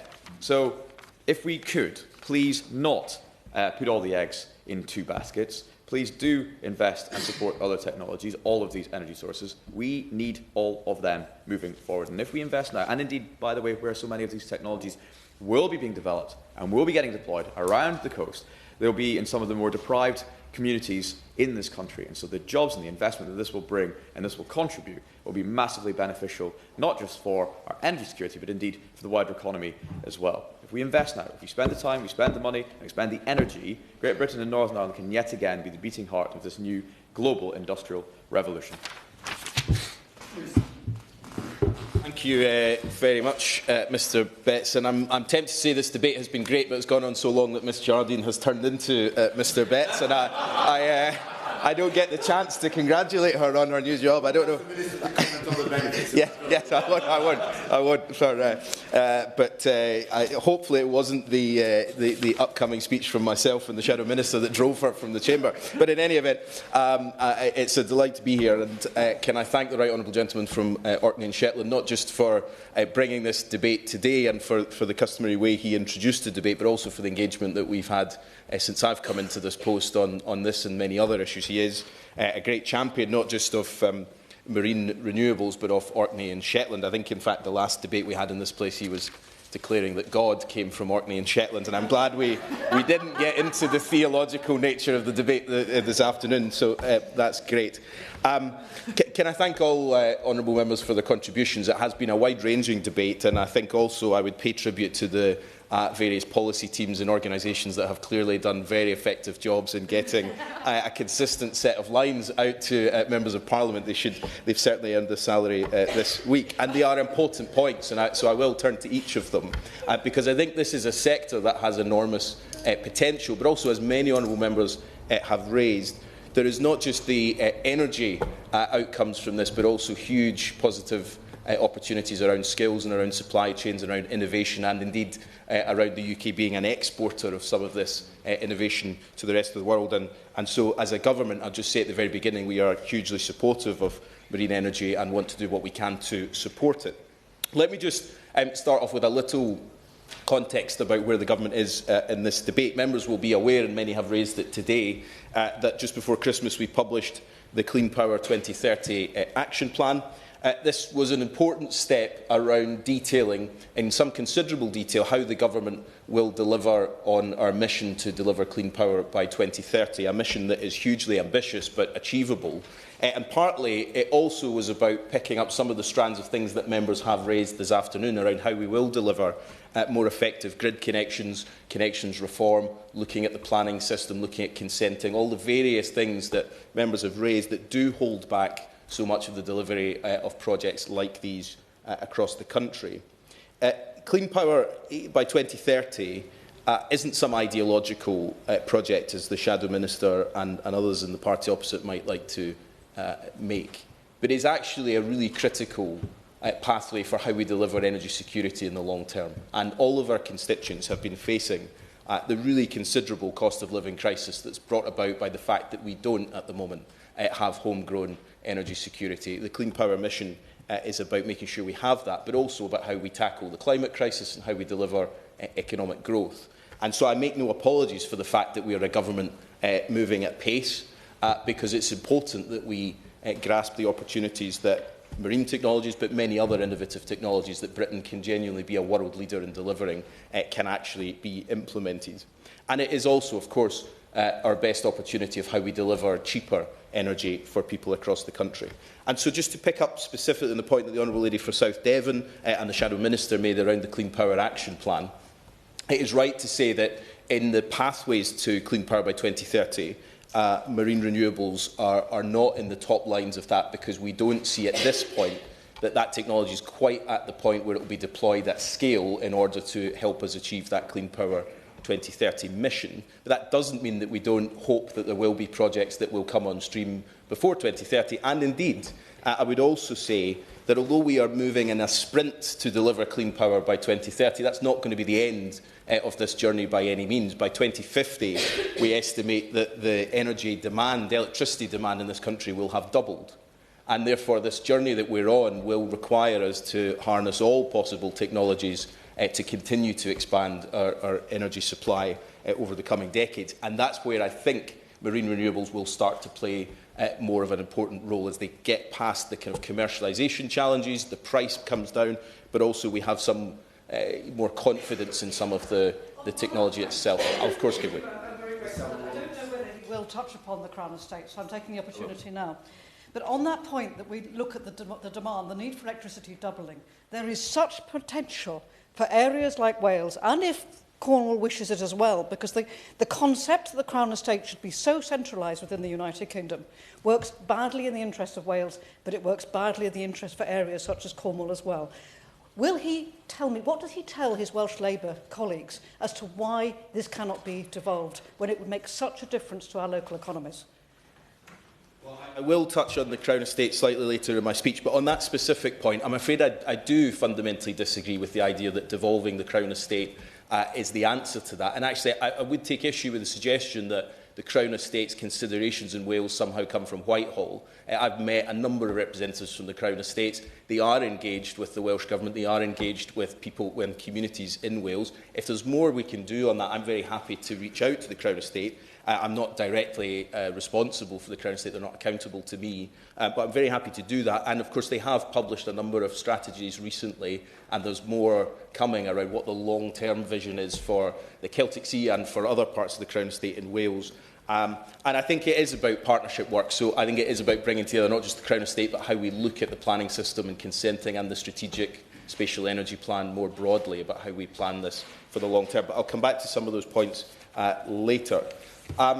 So just to finish off on the Clean Power Action Plan, just to make the point that I do believe that although marine renewables are not at the centre of that plan to 2030, they will hugely benefit from the actions that will deliver through that action plan, not least on the question of grid connections, which is all about future-proofing the grid in this country so that it can meet the demand of the future and prioritising a grid queue that has got out of control with over 700 gigawatts waiting to connect, which is simply not deliverable.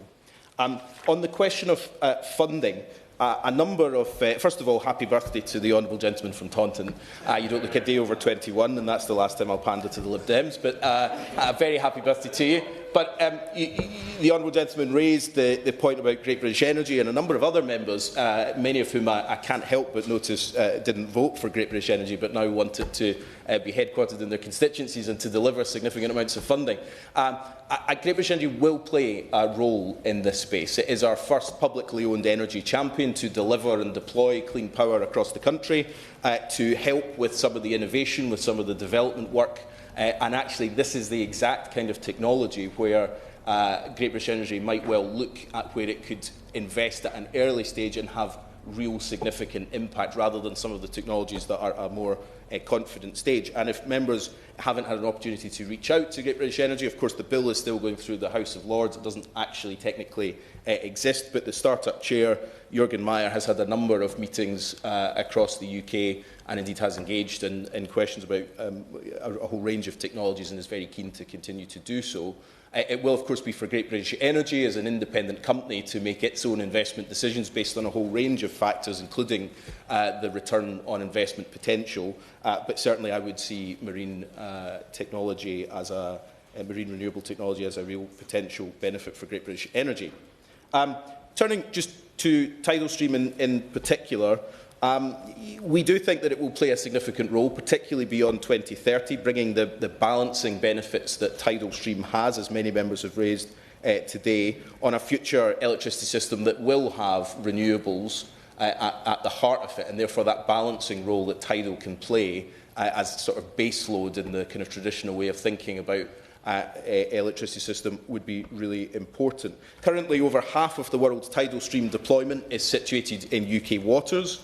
However, this government wants to go further and faster as the technology's got huge potential. And aside from having one of the world's best tidal resources, the UK also hosts world-leading marine energy hubs, and many members have spoken about EMEC. I've been really pleased over the last few months to speak to EMEC, and I hope at some point, I know my honourable friend, the Minister for Climate, visited EMEC recently. I hope at some point I'll get to Orkney and do the same.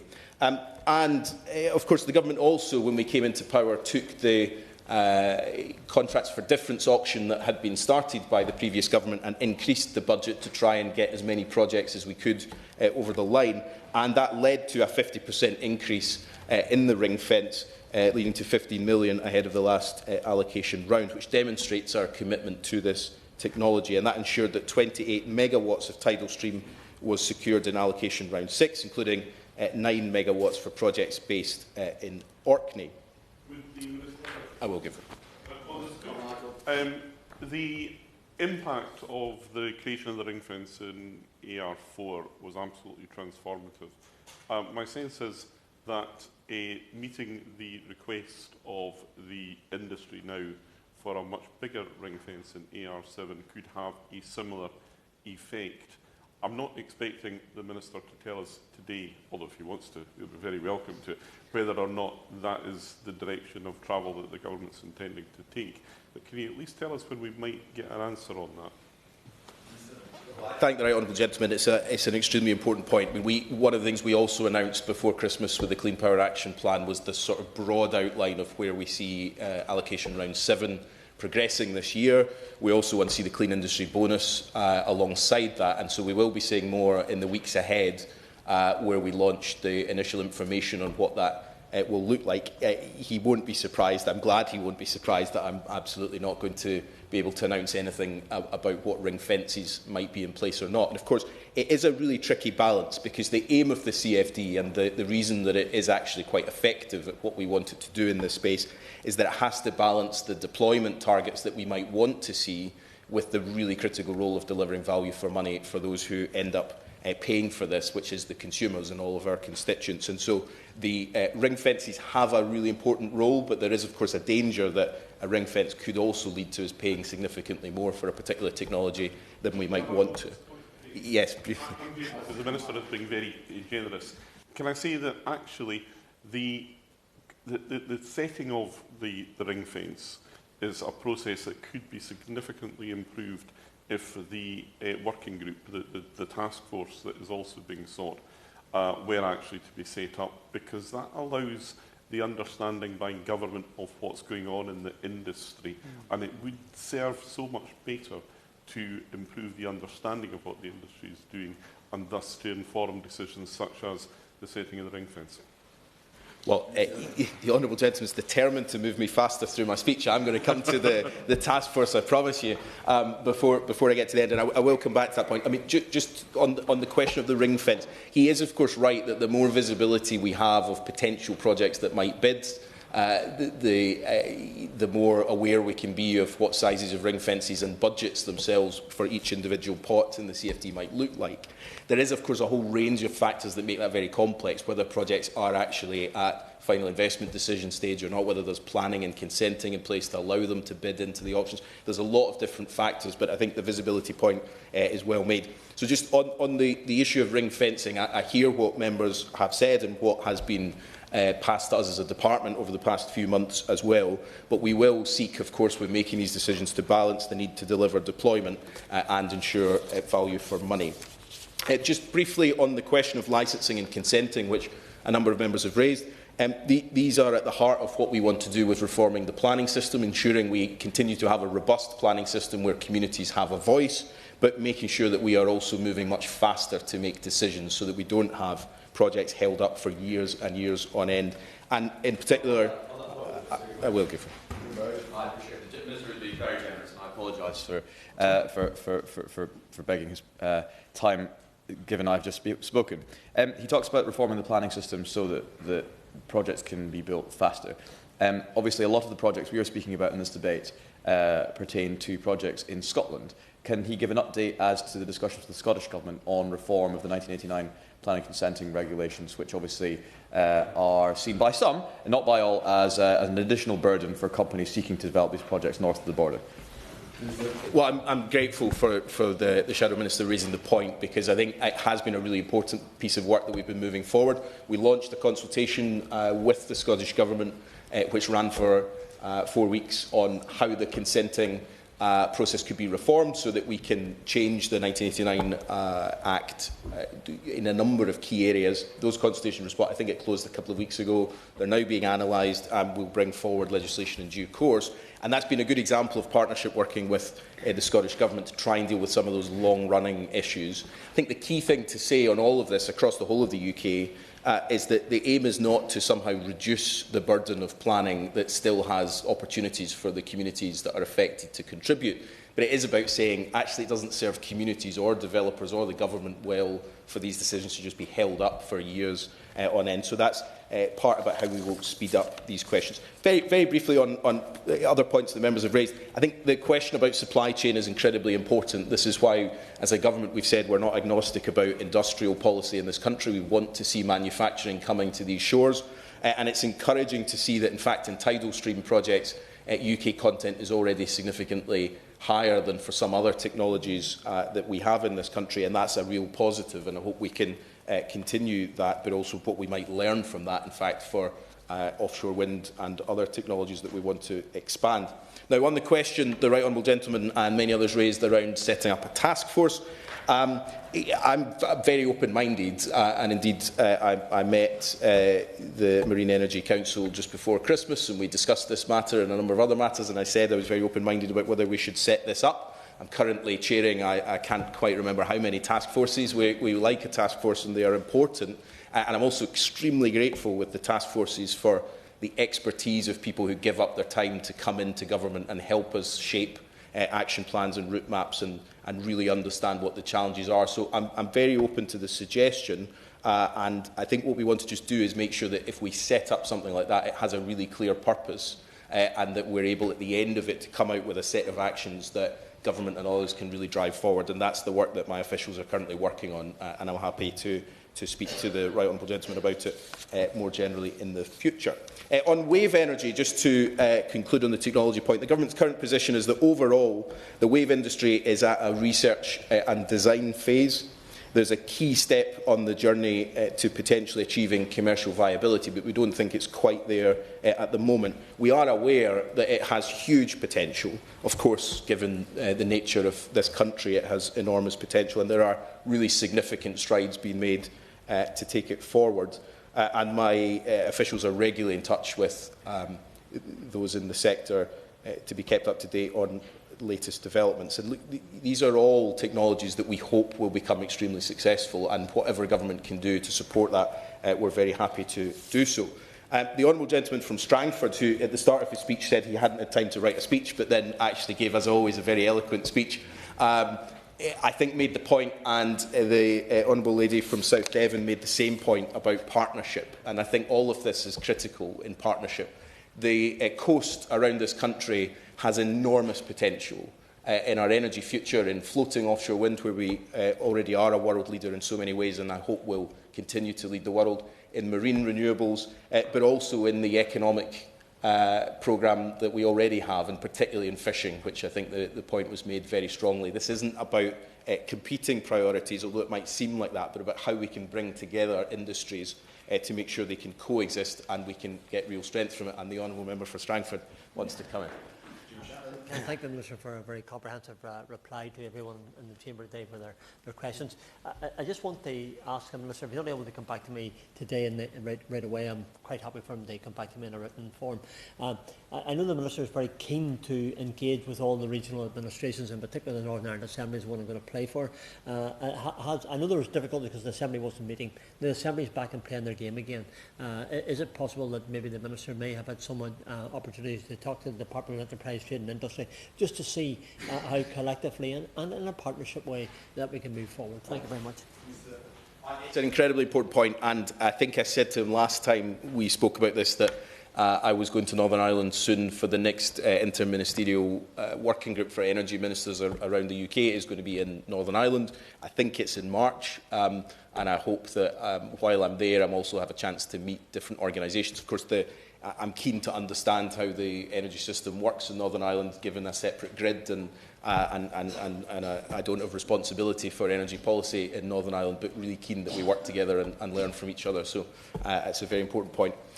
In summing up, Mr Betts, first of all, I'm grateful that I thought this debate might have finished at 3 o'clock, and I was going to have to sum up all of that in 30 seconds.